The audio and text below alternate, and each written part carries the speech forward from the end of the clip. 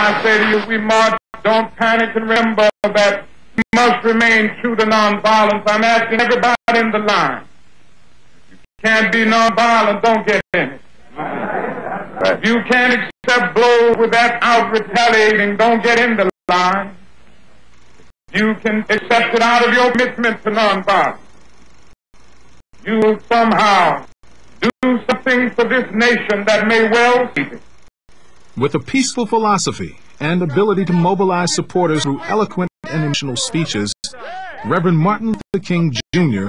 found his place in the civil rights movement. His truth is marching on. It was a Baptist minister's preachings for the power of love that inspired demonstrators to turn their energy toward nonviolent resistance. Though not passive, they were committed to behaving nonviolently when approached or provoked.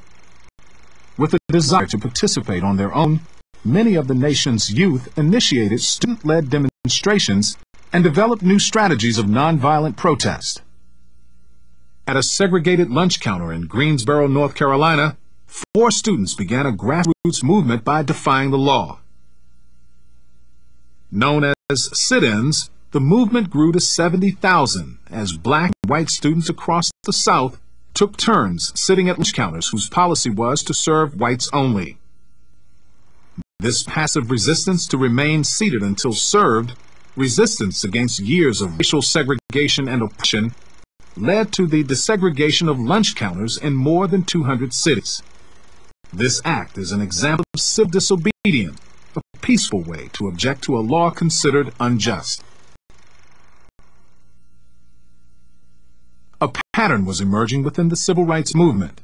It became apparent that the simple presence of new laws wouldn't be enough to assure equality. Efforts from both black and white communities were critical for this goal to become reality.